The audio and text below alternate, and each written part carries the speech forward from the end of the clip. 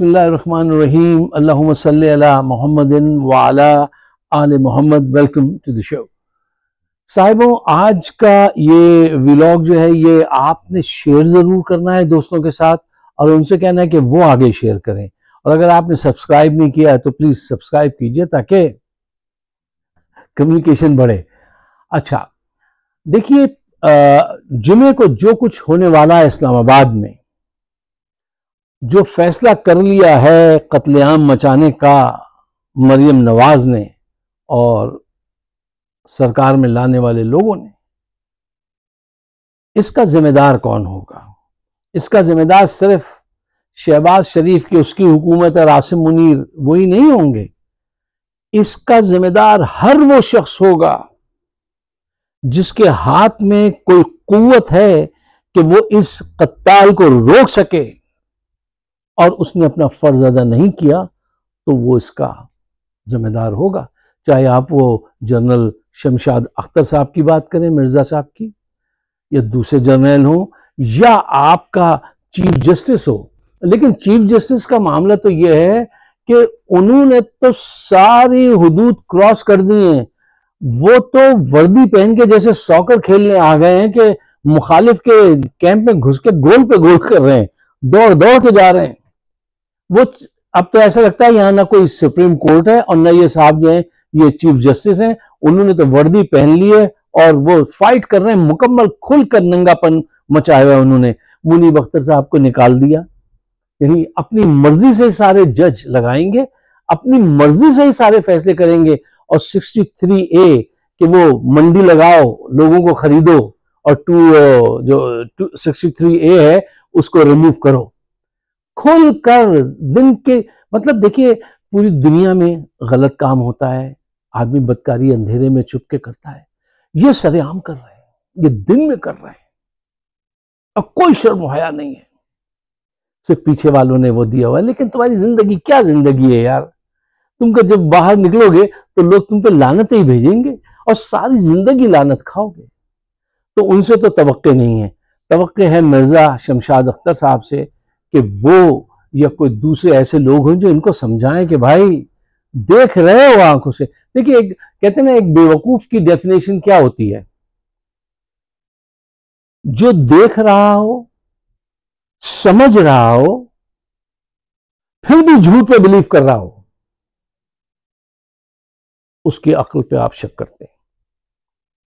अगर ये इन लोगों ने कोई स्टेप नहीं लिया, वहां जाके माफी नहीं मांगी अडियाला में, तो ये खाना खराब करेंगे और ये जिम्मेदार होंगे। अच्छा, अब आइए, देखिए, ये फाइनल राउंड तो चल रहा है और हुकूमत भी पैसे का राउंड चला रही है और लोगों को खरीद रही है अंदरूने खाना, बहुत सारे पीटीआई के जो MNAs हैं उनकी तरफ।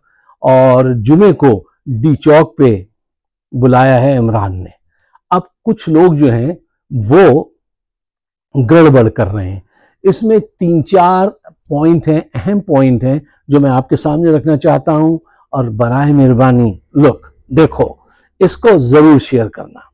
पॉइंट नंबर 1, जो लोग डी चौक का एहतजाज मुलतवी कराना चाहते हैं वो या तो बुज़दिल हैं या वो बिक चुके हैं।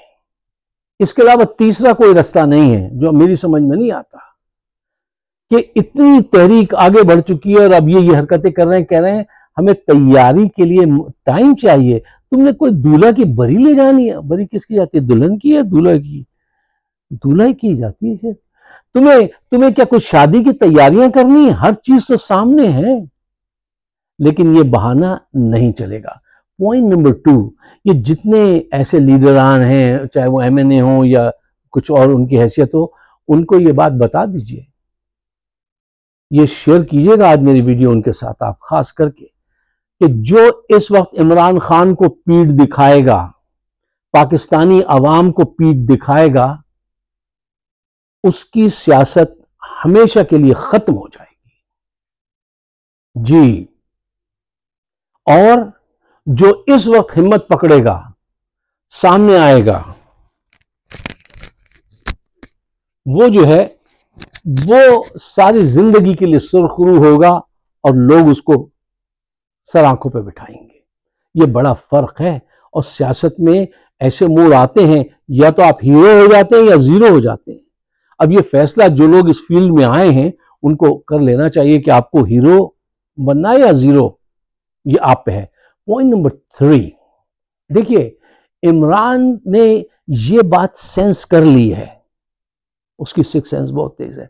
उसने ये बात समझ ली है कि मेरा कनेक्शन जो है वो मेरे अवाम के साथ डायरेक्ट है, मुझे किसी की बीच में मोहताजी नहीं चाहिए है।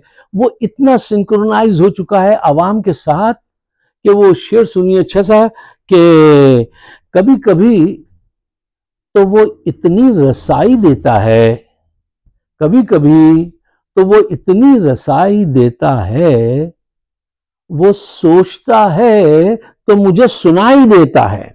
मोहब्बत में ये कैफियत हो जाती है, जब दो पोल पे दो बैठे हुए हों तो वो समझ जाते हैं कि फला इस वक्त क्या कर रहा है, क्या। ये अवाम की नफ्स पे उसका हाथ है इमरान का।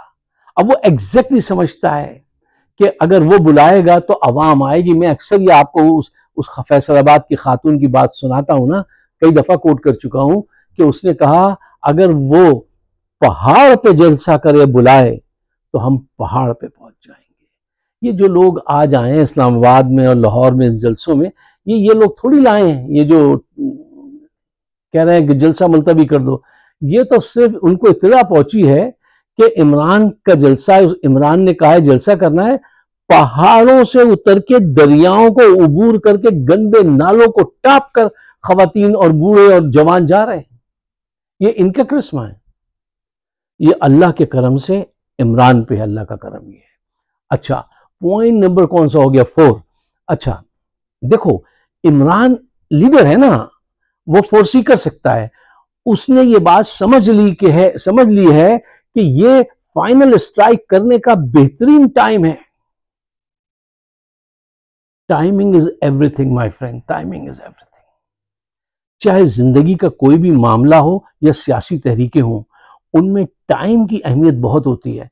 अच्छा, अवाम इस मूड, इस मिजाज में हर वक्त नहीं आती, 20, 40, 50 कितने सालों के बाद कभी आती है तो आती है कि नहीं, आज जिस मूड में है कि हम हर एक राह में आने वाली चीजों को उठा के फेंक देंगे और आगे बढ़ेंगे। ये मूड हर वक्त नहीं होता अवाम का। वो ये बात समझ गया है, वो नब्बाज है, वो पल्स को समझ गया है, पल्स पे हाथ रख के देख रहा है कि किस रेट पे दिल धड़क रहा है। अच्छा, पॉइंट नंबर 5 देखिए, ये अहम होता है कि तुम क्या कर सकते हो, लेकिन उससे भी ज्यादा अहम ये बात होती है ये डिसाइड करना किस टाइम पे करोगे। ये बहुत अहम बात है। तुम क्या कर सकते हो, तुम्हारी पावर क्या है, ये बहुत अहम बात है। किस टाइम पे करोगे ये उससे भी ज्यादा अहम बात है। टाइम का उसने तय करके स्केड्यूल आपको दे दिया है, और मैं ये समझता हूं बाहर से बैठ के हम तो ऑब्जर्व कर रहे हैं कि ये बिल्कुल राइट टाइम है। देखो, लम्हों को गंवा दिया, अगर तुमने इन दिलों को गंवा दिया, इस वक्त उन्होंने तो खजाने खोले हुए हैं, वो सारे लोगों को खरीदने की कोशिश करेंगे, लेकिन जो जो बिका वो सारी जिंदगी के लिए वो अपने आप को खत्म कर लेगा, खत्म हो जाएगा, अवाम उनको छोड़ेगी नहीं। तो ये इनको मेरा पैगाम है कि देखो, अब जब मंजिल इतनी करीब आ गई है कि नेक्स्ट हुकूमत इंशाल्लाह पीटीआई की ही बननी है, तुम लोगों ने ही बनानी है। लेकिन अगर एंड पे आके तुम बिक गए तो तुम बहुत बदनसीब, बहुत ही घटिया आदमी हो कि यहां पे बिक रहे हो। जब मंजिल दोगाम रह गई तो ऐसा इनको नहीं करना चाहिए, सबको उस डायरेक्शन में जाना चाहिए। अच्छा, एक और अहम सवाल। अच्छा, एक सवाल अक्सर खानदान में इधर उधर दोस्त अहबाब पूछते हैं कि अच्छा ये बताइए कि ये आप इतने कॉन्फिडेंस से कैसे कह सकते हैं कि ये इमरान खान ही ये जंग जीतेगा और वो वही कामयाबी होगी, अगर नाकामी हो गई तो क्या होगा? मैंने कहा, एक तो आप भटकाने की कोशिश मत कीजिए, जहन को shift, don't try to shift the paradigm के हम इस नहज पे सोचने लगे कि अगर नाकाम हो गए, नाकामी का नहीं सोचना है, सिर्फ कामयाबी का सोचना है। क्यों? आप कामयाब हो चुके हैं मेरे दोस्तों, आप कामयाब हैं। ये दीवार जो हिल रही है, इसको गिराने के लिए बस आपने अब आखिरी धक्का देना है। मैं ऐसी बात क्यों कह रहा हूं? कोई लॉजिक, कोई रीजन? देखिए, ये गवर्नमेंट जो है आज की, इसकी कोई बुनियाद ही नहीं है। ये इसकी कोई बुनियादी नहीं, मतलब इसको ना तो कोई मुल्क में से कोई इसको पसंद करता है, कोई फेवर हासिल है, ना बैनुल अक़वामी सतह पे इसको कोई हिमायत हासिल है, ना मुल्क में अवाम की हिमायत, ना बैनुल अक़वामी सतह पे किसी दूसरे मुल्क की हिमायत, ना इसको माशी इस्तेहकाम हासिल है, ना इसको सियासी इस्तेहकाम हासिल है, ना इसको इखलाकी इस्तेहकाम हासिल है। कोई बुनियाद ऐसी नहीं है कि जो इसकी फेवर में जाती हो। यानी आसिम मुनीर ऐसे लोगों को सपोर्ट कर रहे हैं, ऐसी छत डालना चाह रहे हैं, या छत डालने के लिए चार दीवारें तो चाहिए होती हैं ना। जहां चारों दीवारें नहीं हो वहां छत कैसे डलेगी? यह हुकूमत कैसे चल सकती है? यह मसाइल का हल कैसे ढूंढ सकती है? करप्ट हुकूमत, जबरदस्ती की हुकूमत, जिसकी अवाम में कोई पजीराई नहीं है। इसके अपने लोग मुझसे कहते हैं कि बात यह आपकी सही है, इसकी कोई बेस नहीं है। चार दीवारें हैं नहीं, छत डाल रहे हैं। सिर्फ एक हिमायत है, वो किसकी है? फौज की, एस्टेब्लिशमेंट की। अच्छा, सबसे बड़ा नुकसान किसका होगा? खुदा न खास्ता अगर ये बात इमरान खान के, पाकिस्तान के अवाम के हक में नहीं जाती, सबसे बड़ा नुकसान उठाएंगे हमारे जर्नैल, हमारी फौज। क्यों? यह तो बगावत होगी अंदर, या इतनी नफरत अवाम में पहले ही फैल चुकी है, वो इतनी दुगनी हो जाएगी कि जीना हराम हो जाएगा। बहुत बड़ा। अब वो तो लंदन जाने के लिए तैयार है, उनके तो बड़े बच्चे, औलाद, हर चीज वहां पे मौजूद है, वो तो एंजॉय कर लेंगे। आप फंस जाएंगे। यार कुछ तो सोचो।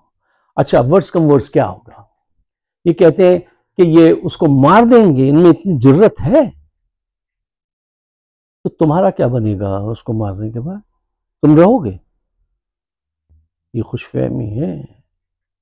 Living in the fantasy world, you may don't pay any mortgage और रेंट, लेकिन जब आंखें खुलती हैं तो पता चल जाता है कि आप फैंटेसी वर्ल्ड में थे। वो तो कायम रहे, वो उसने अपना काम कर दिया है, ये अक्सर लोग भी एडमिट करते हैं। करप्शन के खिलाफ जो रूट्स हैं, इस मुल्क की जो प्रॉब्लम है, उनके खिलाफ लोगों को खड़ा कर दिया है, और उसने अपना काम कर दिया। अगर वो ना भी रहे तो वो तारीख में सदियों जिंदा रहेगा। विलियम वेल्स की तरह, स्कॉटलैंड का जो हीरो है, ठीक है ना, उसको बादशाह ने क्या किया था?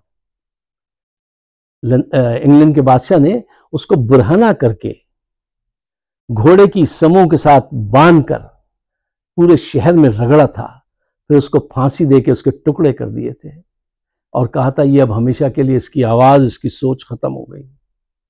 बादशाह गायब हो चुका है, और अबदीन से लेके एडिनबरा तक उसके मुजस्समे लगे हुए हैं। आज भी लोग उसको याद करते हैं, करेंगे।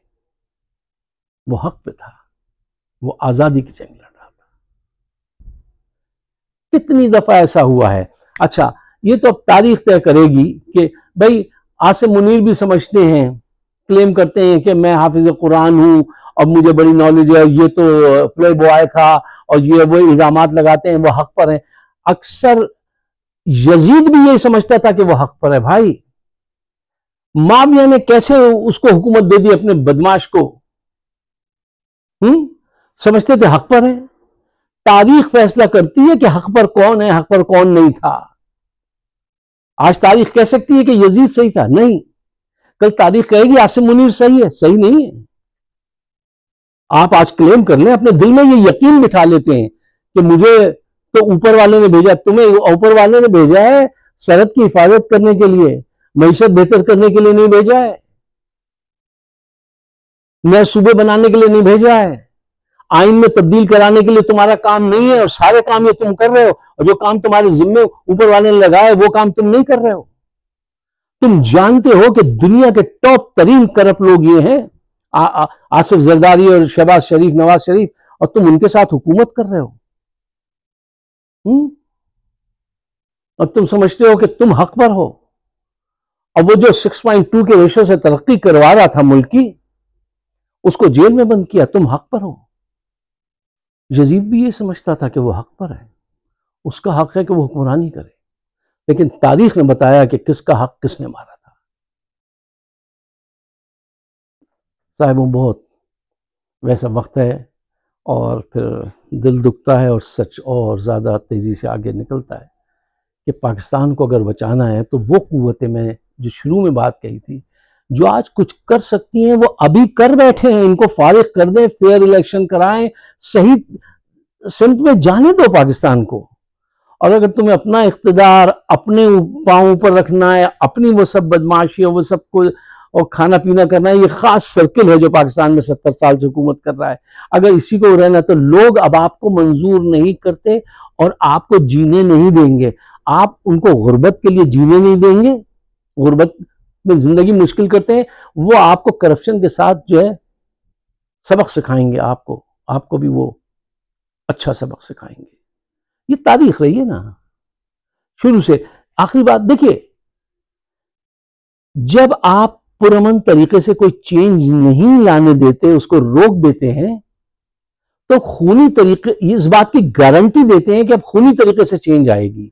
जब आप पुरअमन तरीके से चेंज लाने की राह में रुकावट बन जाते हैं, तो आप इस बात की गारंटी देते हैं कि अब चेंज जो आएगी वो खूनी तरीके से आएगी जरूर। क्योंकि देखो, अवाम का शऊर देखो, तुम इस वक्त टाइमिंग देखो, उनकी ख्वाहिश देखो, उनकी भूख देखो, उनकी आंखों को देखो, उनके चेहरे को पढ़ो।